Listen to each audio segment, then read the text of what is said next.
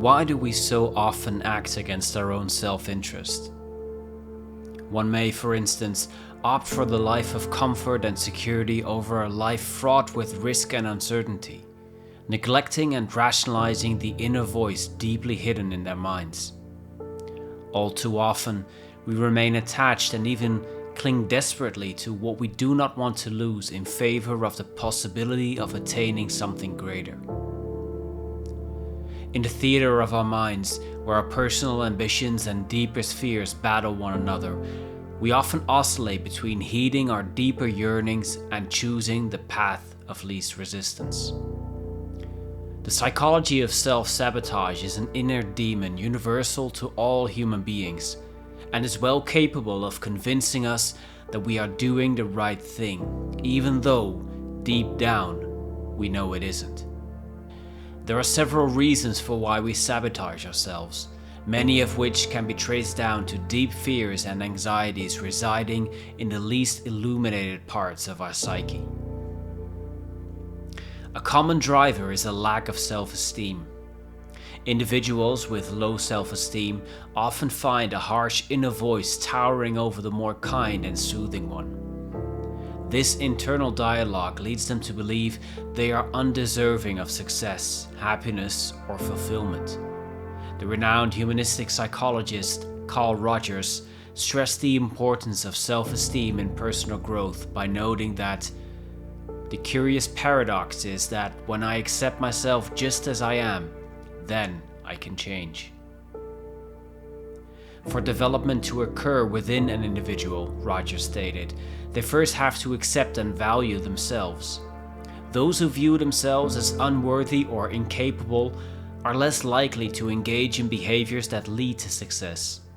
Rather, they sabotage themselves in such a way that their demeaning inner voice becomes a self-fulfilling prophecy. If one is not careful, this soon turns into a cyclical process, leading to a self-image increasingly soaked in self-contempt that becomes ever harder to break away from. Human beings seek refuge in familiarity and in a resistance to change as a way to self-preservation. As Nietzsche observed, the snake which cannot cast its skin aside has to die. As well as the minds which are prevented from changing their opinions, they cease to be mind. In the same way that a snake has to cast its skin, Nietzsche notes, an individual must be willing to let go of old patterns and beliefs to evolve. However, they often sabotage themselves in order to retain this familiarity and not step into the discomfort and uncertainty of the unknown. That which is familiar offers a sense of security and predictability. It is the reflex of self-preservation so deeply embedded in our biological wiring that keeps us from bravely stepping into the unknown. It is what keeps people from quitting unfulfilling jobs or relationships or trying out new challenges.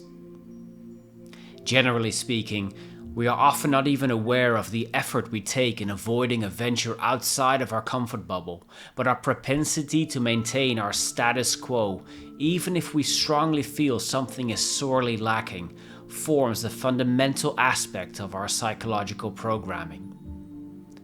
This brings to mind the research of Nobel laureate Daniel Kahneman and his research partner Amos Tversky, who noted that people are generally more loss-averse than they are inclined to take their chances for a higher reward.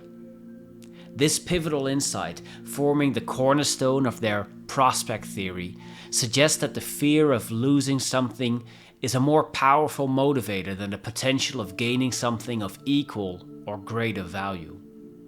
Their research, therefore, illuminates a fundamental aspect of human decision-making, where the protective instinct to guard against loss can often lead to choices that paradoxically hinder personal growth and fulfillment.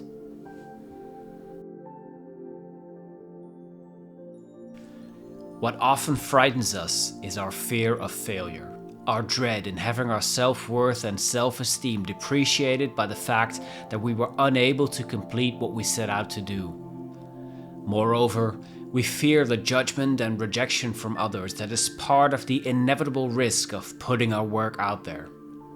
When fear of failure stifles us, We are so fixated on the outcome of our work rather than on the intrinsic joy we may experience with being fully immersed in the task, savoring a sense of meaning and the sense of reward we feel with pushing our capabilities.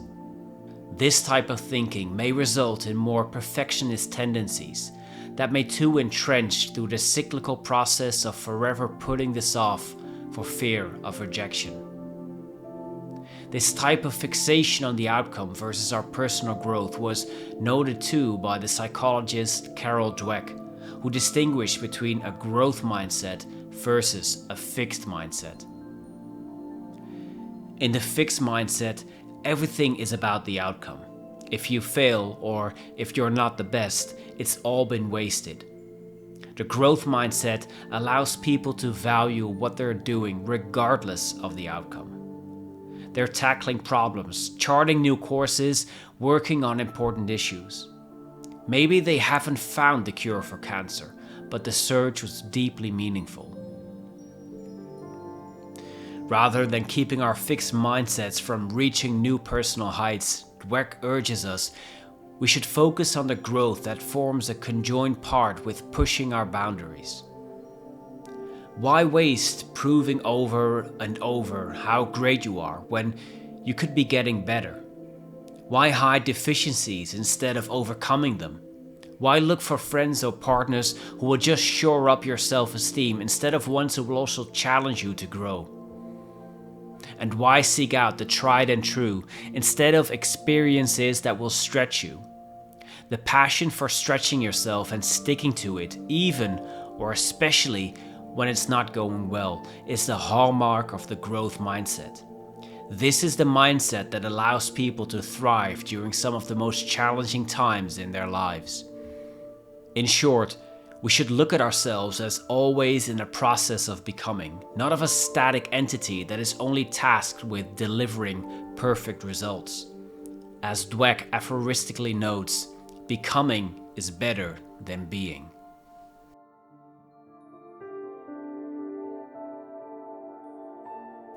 Paradoxically, we may also be hindered by a fear of success.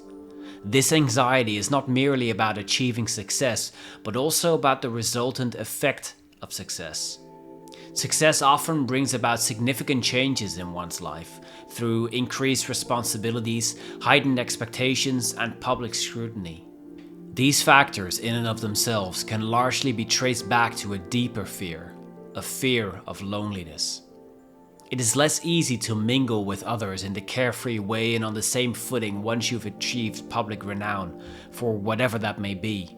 The fear of social ostracism is a very real one that keeps many from attaining new heights, given the likelihood of being deprived of genuine relationships.